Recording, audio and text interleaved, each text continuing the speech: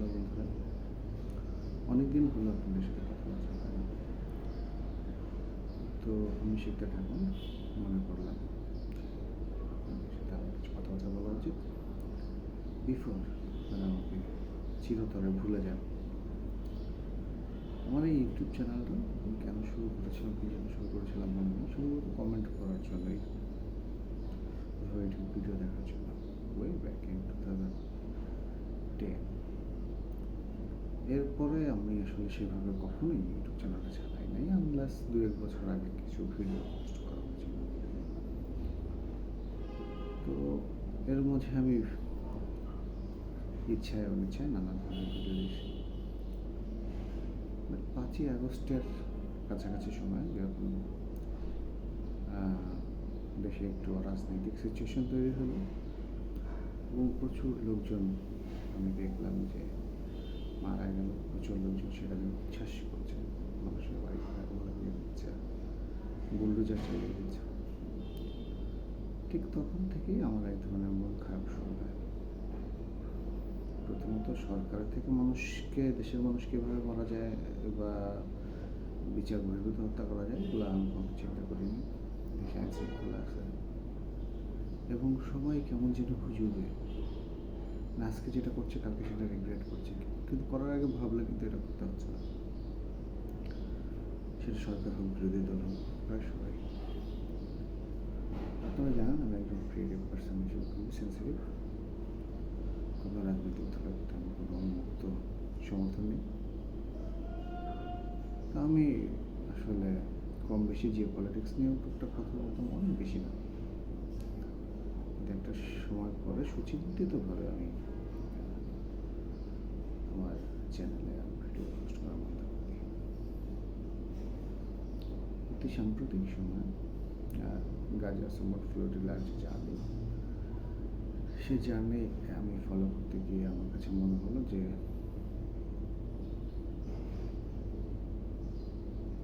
যুদ্ধ,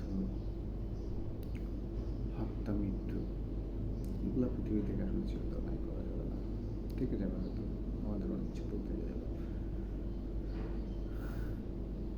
তখন আমার নিজের লেখা কবিতা মনে পড়ল।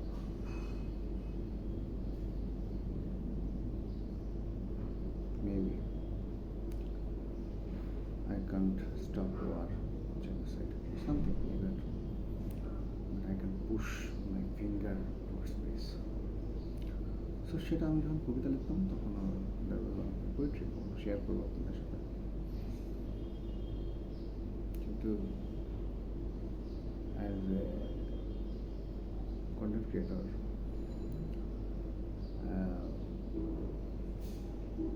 এক সময় ফিল্ম মেকার ছিলাম, লেখালেখি করি,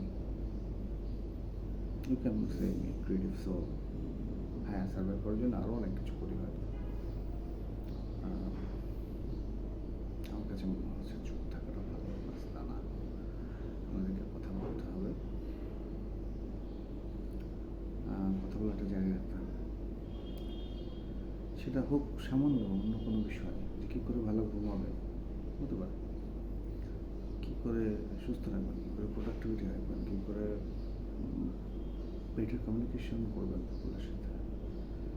হ্যাঁ, রাষ্ট্রের বড় বড় বিষয় আমার সলভ করতে হবে না, আমি সাধারণ মানুষ নিয়ে কাজ করি। মানুষ আবার কবিতা পড়ে, প্রেমে, দুঃখে, ভালোবাসায়, বেদনায়, অথবা মায়ের মমতায়, স্মৃতিচারণ করতে। আমার লেখা নাটক দেখে সেরকম কোনো কারণ নেই, অথবা আমিও অন্য অনেকের কন্টেন্ট কনজিউম করি। তো আমার কাছে মনে হচ্ছে let's make this place better for the audience, for the people. আমরা হয়তো একটা যুদ্ধ করতে বন্ধ করতে পারবো না, 10টা বাজে সংবাদ পৃথিবীতে করতেই থাকবো, আমরা ঠেকাতে পারবো না, কিন্তু আমরা দুটো ভালো কন্টেন্ট, দুটো ভালো কবিতা, দুটো ভালো গল্প, দুটো প্রেমের নাটক, মানুষকে ভালোবাসতে শেখায় এরকম কন্টেন্ট আমরা প্রতিনিয়ত তৈরি করতে পারি। আমি তো সারা জীবন শান্তির পক্ষে না। আমার ট্রাম্প বা ইউনুসের মতো নোবেল পিস প্রাইজে তখন পুরস্কার সেভাবে বিশ্বাসী না, হ্যাঁ, পুরস্কার ভালো, উৎসাহ যোগায়। প্রাইজ মানি আরও ভালো ব্যাপার। বেঁচে থাকতে সহায়তা করে, মানুষের উপকার করতে সহায়তা করে। কিন্তু আমার কাছে মনে হয় কাজটা করে যেতে পারে। মানুষের মুখে যেন হাসিটা লেগে থাকে, সেই কাজটা আসলে চালায় যেতে হবে। আমি জানি না এই কন্টেন্ট আপনাদেরকে কতটুকু উজ্জীবিত করবে। আমার চেহারা সুন্দর না, আমার হাসি সুন্দর না, আমি ক্যামেরার সামনে খুবই শাই ফিল করি। আমি আজীবন ক্যামেরার পেছনে কাজ করেছি, আরও নানা ধরনের কাজ করেছি বেঁচে থাকার জন্য, ভাত খাওয়ার জন্য। জন্ম থেকে আজ পর্যন্ত মৃত্যু পর্যন্ত আমি বোধহয় শুধু ভাতই খাওয়ার জন্য কাজ করেছি। আজীবন ভাতে খেয়ে নেব। ভাতের নেশা খুবই খারাপ, ভাতের নেশা ছাড়া যায় না। বাঙালি তো। ঠিক আছে, তাহলে ভালো থাকুন। I am promising to my audience যে আমি চেষ্টা করবো আরও বেটার কন্টেন্ট, আরও ভালোবাসার কন্টেন্ট, প্রেরণাদায়ক কন্টেন্ট আপনার জন্য রেখে যেতে।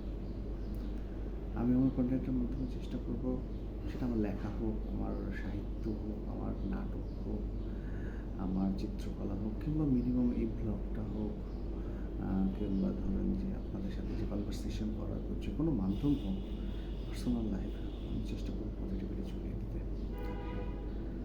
There is a phrase, cut the crap, ফেলে দেব। জীবন থেকে অনেক অনাকাঙ্ক্ষিত কিছু ফেলে দেব, জীবন